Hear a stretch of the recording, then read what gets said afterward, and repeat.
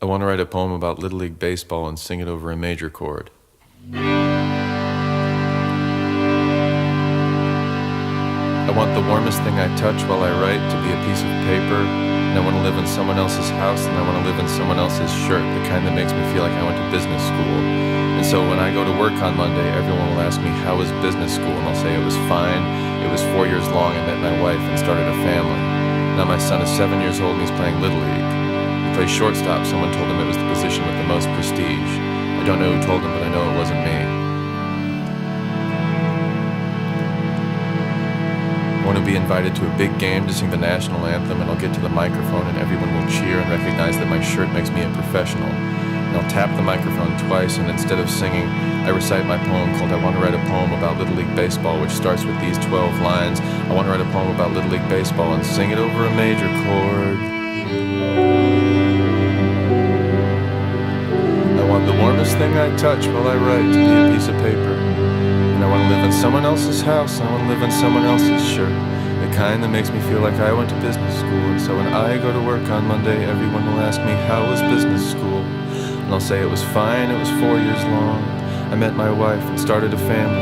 Now my son is 7 years old and he's playing Little League. He plays shortstop. Someone told him it was the position with the most prestige. I don't know who told him, but I know it wasn't me.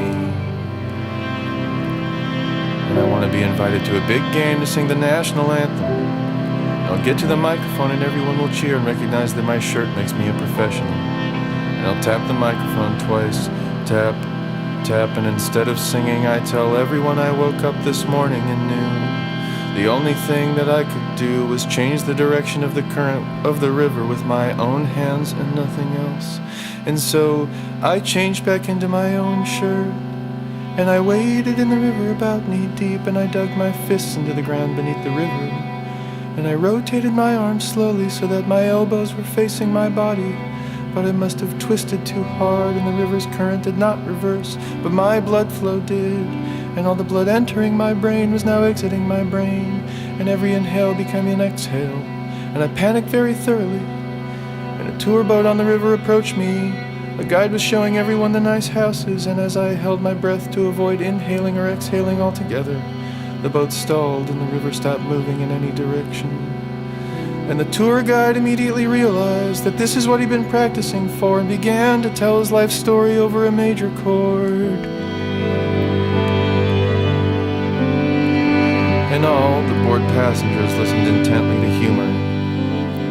And the only part I overheard was what was apparently his earliest memory, in which he said he witnessed people in their original form, which was to say people with 4 arms, 4 legs, 2 brains, and so on. And a quick heat passes through them and separates them into 2 beings, each with 2 arms, 2 legs, and 1 brain. And he classifies the 2 beings split by the quick heat to the passengers as pitchers and hitters. And the pitchers began to spawn, and we called them relief pitchers. And the hitters began to spawn, and we called them pinch hitters, I think. And that's how every passenger on that tour boat came to be. And that's how everyone at the Little League came to be, at least until they turned 18. And the tourists asked their friends, family, and neighbors which of the 2 they are. And it's at this point I want to ask the spectators at my Little League game to turn to one another and shake hands and state which they are or which they were. And everyone will be startled by the lack of the Star-Spangled Banner, but at least they'll be certain that I'm an expert on the subject of Little League. And they'll approach me with questions, and I'll say, it's really part of my method to misunderstand history, and I don't know the first thing about South Williamsport, Pennsylvania. I don't know the first thing about shortstop or long stop or any other stop. And I'll explain I'm only an expert on wanting to write this poem about Little League baseball, and they'll say, well, desire's a complicated thing. And I'll say, no, not desire. And they'll say, oh, just want. Even want is a complicated thing. And I'll say, I don't care about want.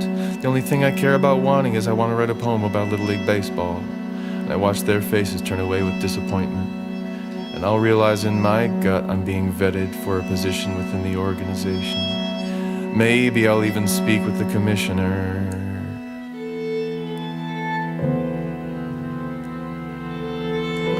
But I figure I'm too busy with my poem anyway.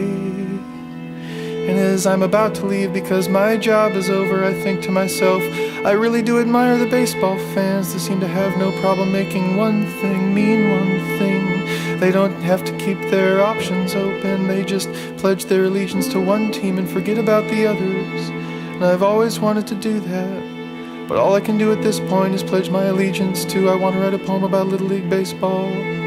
And they'll chase after me and ask me to present the kids with their end-of-year awards.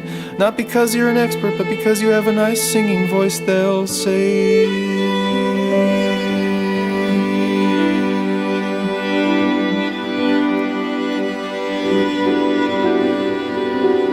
So I wear someone else's shirt again and sing Here's to You, Good Sport of the Year Award. And then I realize that every kid in the audience is not in normal auditorium seating, but in rolling hospital beds and wheelchairs. But the kid who won the Good Sport of the Year award safely gets out of his bed and up to the stage to receive his award, and I wonder if this will happen to all the other kids too. And as I prepare to present the Challenger of the Year award, I see the Good Sport of the Year award put his IV drip back in all by himself. Then I sing Here's to You, Challenger of the Year award. And I see a kid take an oxygen mask off and run up to the stage in his Little League uniform. And I try not to think of it as I sing to the winner of ASAP, a Safety Awareness Program award, and a kid tears off a cast around his entire left arm with his bare right hand. And I'm absolutely certain that I'm witnessing something serious. And I force myself to sing to the winners of the Bill Shea Distinguished Little League Graduate Award and Mom of the Year Award, George and Barbara Bush, Little League Parents of the Year Award, Volunteer of the Year Award, Howard and Gail Pastor Little League Urban Initiative Volunteer Award, and the Howard Hartman Little League Friendship Award. Now I see a crowd of kids all settling back into their wheelchairs and looking proud, and I'm not sure I was in the right place to begin with. If this is really Little League or if it's something else entirely. So I feel cheated by my poem and where it brought me, and I go to it and I say to the poem,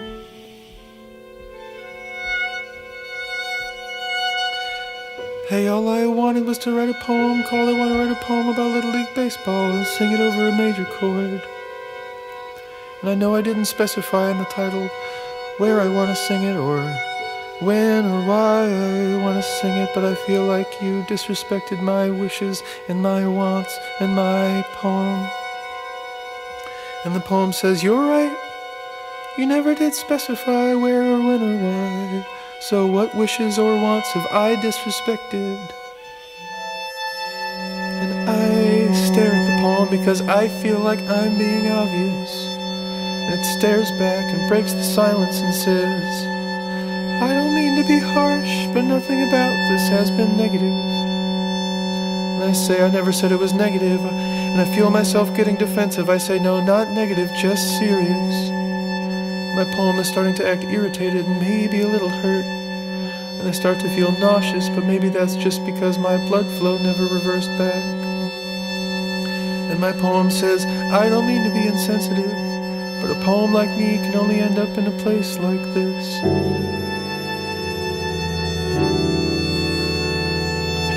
And I say, I didn't want you to mean anything. I needed you not to mean anything to anyone else. Here I am delivering sick children or something. I didn't want any relationship with Little League. I don't have any memories tied up with it or anything. I don't care that other people do. This was supposed to be a poem about wanting to write a poem about Little League Baseball. So why am I choked up? Is it just because singing's hard? And my poem says, yes, of course, singing's hard. And listen, I'm sorry, but... And I interrupt my poem and say, I hate that you're so apologetic. My poem says, fine. And And I say, so tell me what to do. And my poem says, with a new posture, you should probably quit. And I say, probably. And my poem says, quit. Or write something that's more detached, just write with more detachment. And I say, you know, it's hard to be more of a less of something. And my poem says, what? And I say, you know, it's not reasonable to ask something to be more of a less of something. And my poem stopped answering, but I could tell it wanted to somehow. And I walked home the long way to pass the time, to make sure there was more of a chance that my wife and child were asleep by the time I got back. And on my walk home, I tried to detach myself from my walk, sort of as an exercise, but actually, sometimes it doesn't take any effort to do that sort of thing. And I want to declare to my wife, my child, and the spectators at the game, the tourists on the boat, and most importantly to my poem, that I'm done with this poem, that I have no conflict about quitting. I'm not sure I ever did. And I eat a nice hearty meal and take a deep sigh and say to my wife, I'm free at last. And she'll say, yeah, free to take out the trash.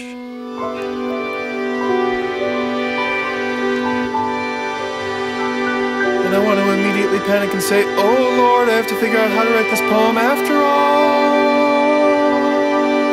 And I'll take 2 laps on foot around the block, and the second time I'll linger slowly by the park, where I see a bunch of kids in a huddle getting ready with their coach to play a game of Little League. And I'll sigh and remember when this thing was so inspiring to me. And then I notice them chanting the words do, re, mi, in an unpitched way, over and over again. Do,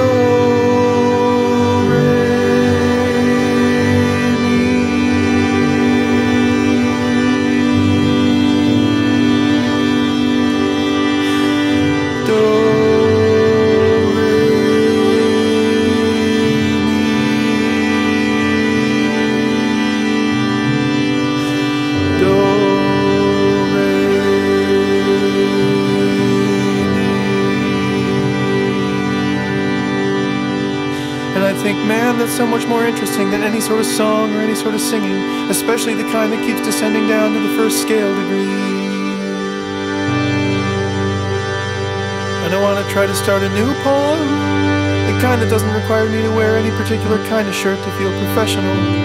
Maybe professional isn't even the right word. I might just need to feel like an actor, but not just one who delivers lines, the kind who looks into their own pupils when they look in the mirror. And they wonder why ordinary people look in the mirror, look at something else, like their hairdo or their shirt or a different part of their face to make sure they're presentable. And I bet other people don't look directly into their own pupils because the eye contact feels too intentional. If someone else is looking into your own pupils, you can still wonder why they might do that. But if it's you staring into your own pupils, there's no mystery. You know exactly what you're looking at and why you're looking at it. And I want the poem to be so powerful that the president of something will be specific and single out the part that they like. So they'll say, I especially like the part about being an actor and eye contact and all that stuff.